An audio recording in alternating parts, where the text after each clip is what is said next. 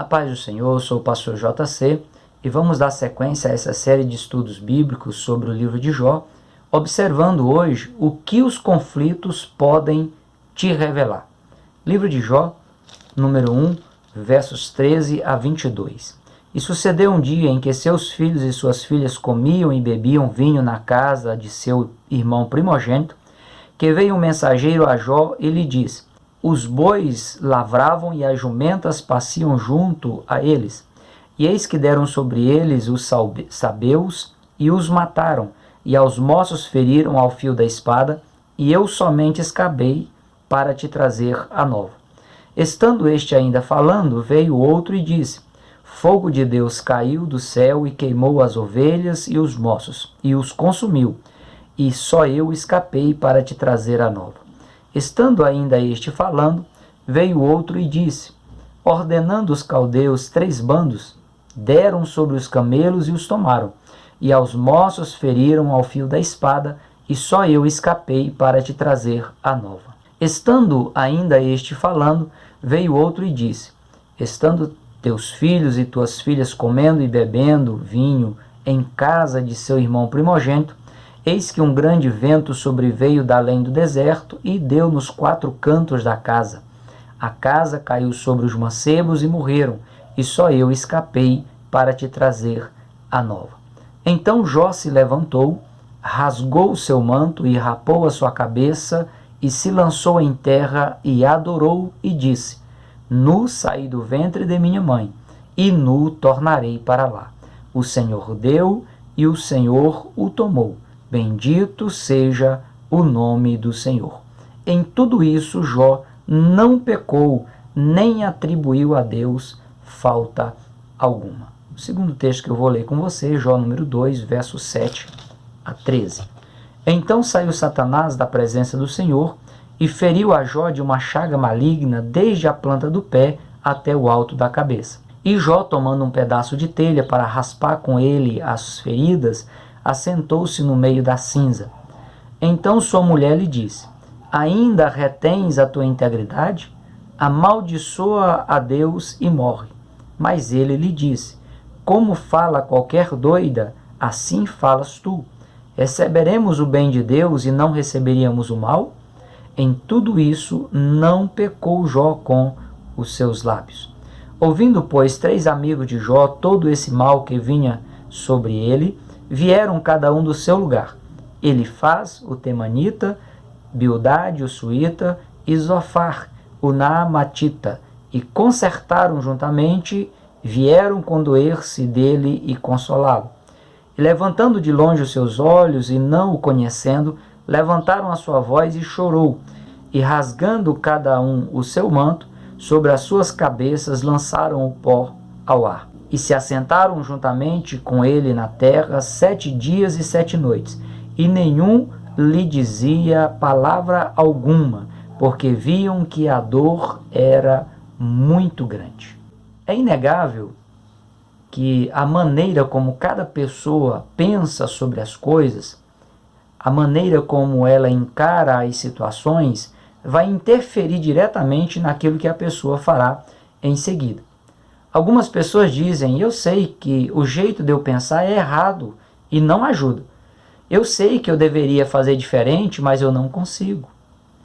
Você não precisa racionalmente acreditar em algo para ter pensamento sobre determinadas coisas. Muitas vezes a pessoa ela pode ter pensamentos e sentimentos contraditórios, mas o caminho para a mudança, o caminho para uma solução, ela passa inevitavelmente aí pelo autoconhecimento de quem você é, o que você gosta e o que precisa tanto ser feito para que haja mudança em você e você consiga agir de maneira proativa, de maneira produtiva, de maneira positiva. Os conflitos aqui que Jó conviveu, que nós estamos fazendo essa reflexão nessa série de estudos, mostram 3 segredos de capital importância para o crescimento espiritual, social e também o crescimento psicológico de uma pessoa. Principalmente se essa pessoa ela estiver atravessando uma crise, um conflito, aí, um sofrimento grave na sua vida. De acordo com os estudos, Os conflitos, eles revelam, em primeiro lugar, a personalidade e o caráter da pessoa. Abraham Maslow, psicólogo e criador da pirâmide das necessidades, ele propôs uma hierarquia das necessidades humanas, tudo que a pessoa precisa para sobreviver. Nessa pirâmide de Abraham Maslow, faltaram todas essas necessidades básicas para Jó. Nenhuma delas foram satisfeitas. A primeira necessidade apresentada por Maslow como uma necessidade básica, inata para o ser humano, é a necessidade fisiológica. Jó, ele estava mergulhado em problemas e não tinha suprida essa necessidade. Sem bens, sem saúde e sem prestígio na sociedade. Lhe faltou alimento para comer, lhe faltou água para beber. E numa situação dessa, como é que uma pessoa pode dormir, deitar e conseguir pegar no sono? A segunda necessidade apresentada por Maslow é a necessidade de segurança. A ausência de segurança foi a causa dessas necessidades fisiológicas de comer, de beber, de dormir. Essas necessidades elas não foram satisfeitas por causa dessa ausência de segurança na vida de Jó. Emprego, saúde e as propriedades poderiam dar uma certa segurança para Jó, mas ele havia perdido tudo. A terceira necessidade apresentada aí por Maslow na sua pirâmide são as necessidades sociais. Os parentes de Jó e também a sociedade da época o abandonaram. Família, amigo, demonstração de amor, de carinho, lhe faltou por completo. A necessidade de relacionamento saudável com os pais, os amigos, também com as instituições, ajuda a pessoa a construir a teia da vida social. E tudo isso faltou para Jó nesse momento de grave crise que ele enfrentou. A quarta necessidade apresentada por Maslow é a necessidade de autoestima, de afeto, de amor. Jó, ele estava cercado de carências afetivas não supridas. A autoestima de Jó estava totalmente abalada. A confiança e o respeito que as pessoas tinham para ele se foram em meio a essa crise que ele estava experimentando na sua vida. Necessidade de autoestima, afeto, segurança são primordial ao ser humano. Isso para que a pessoa deixe de desenvolver aí uma personalidade neurótica. A quinta necessidade apresentada por Maslow na pirâmide das necessidades inatas do ser humano é a necessidade de autorrealização. Humanamente falando, havia a impossibilidade de realizar qualquer feito que pudesse lhe amenizar a dor. Sua independência física, financeira, seu crescimento social e a sua influência diante das pessoas eram coisas que faziam parte do passado de Jó. De todos os lados de Jó, só lhe restou sua fé em Deus, de que Deus mudaria o seu quadro e lhe ajudaria na sua crise aguda pela qual ele estava passando. Na hipermodernidade, as pessoas elas dão a vida em prol da autorrealização. Quando a pessoa, na sua luta por conquistas, algo dá errado, as pessoas entram em depressão e poucos conseguem se levantar. Como se observa aqui, na condição na qual Jó se encontrava, tudo contrariava aí as necessidades inatas apresentadas por Maslow na sua pirâmide. A falta dessas estruturas, se você observar, pode contribuir para levar a pessoa à delinquência. As adversidades da vida, os conflitos, o sofrimento que as pessoas passam no seu dia a dia, têm um poder de revelar os traços positivos e negativos da personalidade humana. Uma adolescente de 16 anos, por nome de Gabriela, era integrante do coro de louvores da igreja que ela fazia parte. Ela foi acometida aí de um câncer no esôfago. Quando alguém lhe perguntava o que ela estava sentindo, o que ela pensava sobre aquela situação que ela estava vivendo e convivendo, ela respondia: eu sei de tudo que vou passar no decorrer dos exames, na operação, também sei o quanto vou sofrer. Porém, vou enfrentar tudo isso com naturalidade e nobreza. Tenho muita fé em Deus. Ele me fará vencer nas minhas adversidades. Depois da cirurgia que Gabriele passou, ela ficou internada 10 dias na UTI. Quando ela saiu do hospital, as pessoas a encontravam muito alegre, com um semblante bonito, cheio de vida. Fé inabalável. louvor pulsando no coração e uma tremenda vontade de viver que havia dominado a vida de Gabriele e também a vida de Jó no período das adversidades. Observando os dois casos, tanto esse exemplo que nós estamos analisando da vida de Jó, como também esse breve relato que aconteceu com a adolescente Gabriela, de apenas 16 anos, eles tiveram as suas personalidades e também o seu caráter revelado, mesmo no meio da dor. Agora, por que aconteceu algo de maneira positiva? É porque eles estavam na dependência de Deus. E na dependência de Deus, eles encontraram aí um sentido para viver. Nos dois casos, os conflitos revelaram uma personalidade forte, um caráter ilibado. Observando os conflitos da vida, eles também podem revelar não só a personalidade, o caráter da pessoa, mas eles podem revelar também o tipo de fé que a pessoa possui. Quando Satã se encontra com Deus pela segunda vez, em Jó, número 2, versos 1 a 3, que é o contexto dos versos 7 a 13 que eu li, Deus ele reforça a Satã o que ele já havia dito a respeito de Jó, de que Jó era um homem íntegro, reto, temente a Deus e que tinha sabedoria para se desviar do mal. Deus, por duas vezes, ele se refere a Jó como o meu servo. Esse fato ele revela a fé incondicional e inabalável de Jó. Caso fosse diferente, Deus não se referiria a Jó como sendo o meu servo. Jó número 1, versos 8, Jó número 2, verso 3. Se a crença de que os fracos perecem, ela fosse verdadeira de fato, onde estariam muitas pessoas consideradas fracas que já passaram pelo caos? Humanamente falando, eles estariam fadados ao fracasso. No entanto, muitos sobressaíram, muitos superaram, muitos venceram os caos que lhes sobrevieram.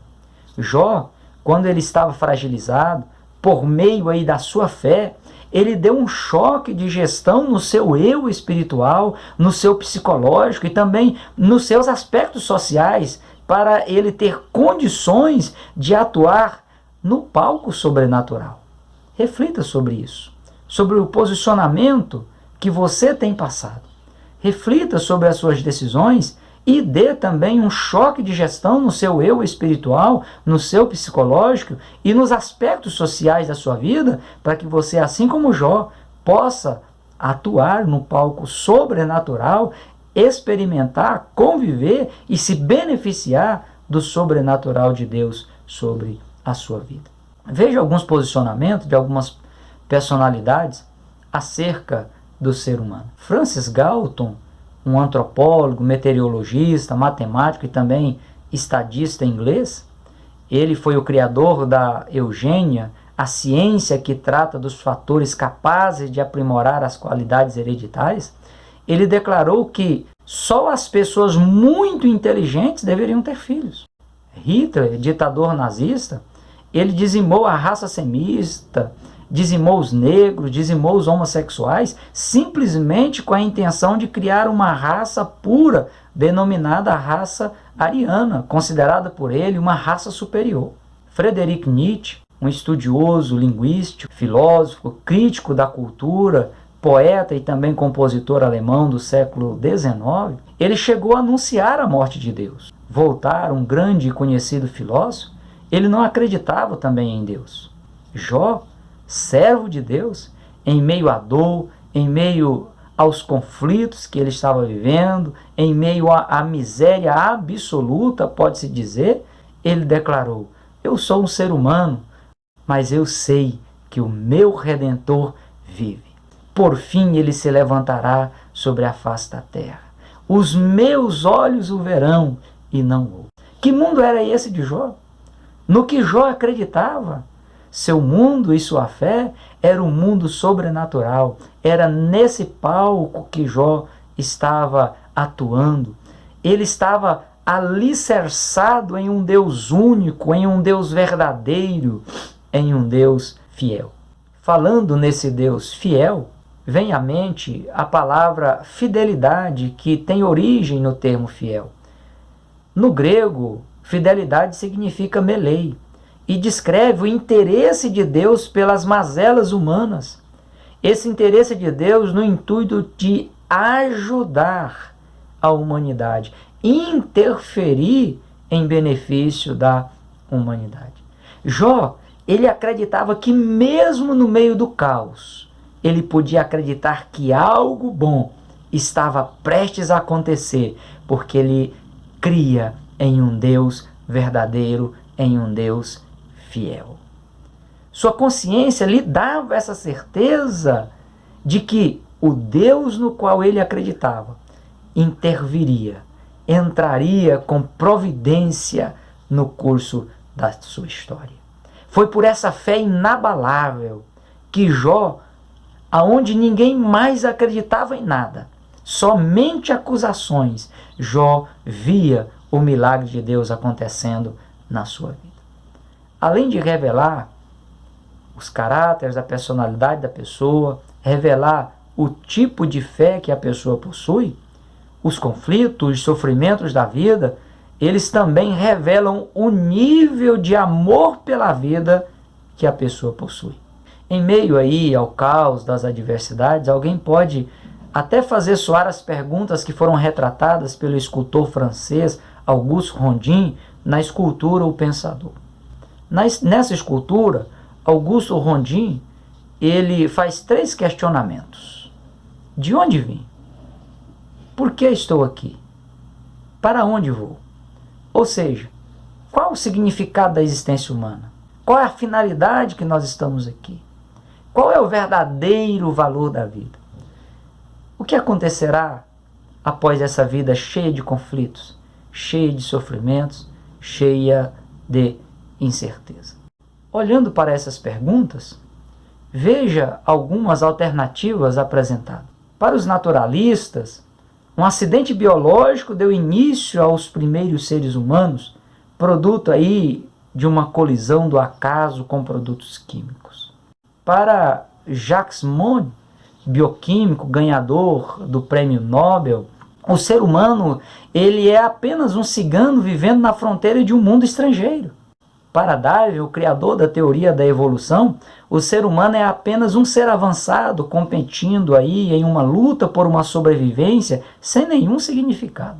Para Richard Dawkins, cientista britânico, o ser humano não é nada mais do que seus próprios genes, sua própria formação, sua própria constituição. Friedrich Nietzsche ele chegou a dizer que o homem é um macaco, mais macaco do que qualquer outro. Platão, um filósofo conhecido por todos, ele diz que o homem é apenas um bípede sem penas, ou seja, um animal que anda sobre 2 pernas e não possui penas. O grande filósofo Aristóteles, ele disse que o homem é apenas um animal sociável. Molière, ele chegou a ensinar que o homem é apenas um animal cheio de vícios. William Haltz, ele disse que o homem é o único animal que ri e chora. Schleiermacher, um filósofo e teólogo alemão, ele estava sentado no jardim, numa praça, à noite, e ele foi abordado por alguns guardas que lhe perguntaram: "Quem é o senhor?" Ele parou, refletiu e respondeu: "Boa pergunta. Eu gostaria de saber quem sou." Alguém chegou a definir a existência física do ser humano nas seguintes palavras: o homem é apenas um embrulho postal que a parteira despachou ao coveiro. Nessa análise que nós estamos fazendo aqui no livro de Jó, a esposa de Jó chegou a desacreditar que Deus pudesse fazer uma intervenção, que Deus pudesse mudar aquele quadro. Chegou a sugerir que Jó amaldiçoasse a Deus e morresse diante de tão trágica situação. Mas Jó sabia qual era o verdadeiro significado da existência humana. E ele sabia também qual o motivo dos sofrimentos na vida humana. Jó, ele agiu diferente da maioria dos seres humanos. Por quê? Porque ele acreditava em um Deus imortal que tinha condições de agir na vida de um ser mortal. Jó acreditava que o coração tem a capacidade de transpor todo o universo e chegar na presença desse Deus amoroso, desse Deus misericordioso, verdadeiro e fiel. Combater e vencer os limites da nossa razão é a batalha mais santa que o ser humano pode travar. É a batalha mais nobre que o ser humano pode empreender. Quando as adversidades baterem à sua porta, reflita sobre sua personalidade, seu caráter e o nível de amor que você tem pela vida. Tome atitudes que demonstrem uma fé inabalável a esse Deus misericordioso, verdadeiro, amoroso e fiel. Ralph Waldo Emerson, filósofo e também poeta americano, ele disse a seguinte frase: enquanto o homem, com sua própria vontade, aceitar a si mesmo, continuará a crescer e a desenvolver suas potencialidades. Enquanto ele não se aceitar por vontade própria, muitas de suas energias serão usadas para defender-se, ao invés de explorar seu potencial e realizar-se a si próprio. Com essas palavras de Ralph Waldo, esse filósofo e poeta americano, desafio a você a usar as suas energias, colocando as suas energias nas mãos de Deus, para que essas energias possam ser potencializadas pelo sobrenatural e no palco do sobrenatural de Deus você possa sobressair frente a qualquer adversidade da vida, frente a qualquer sofrimento. Mesmo que você esteja envolvido no caos, Deus potencializará as suas características pessoais, as suas habilidades, as suas energias, e você será mais do que vencedor em Cristo Jesus, nosso Senhor.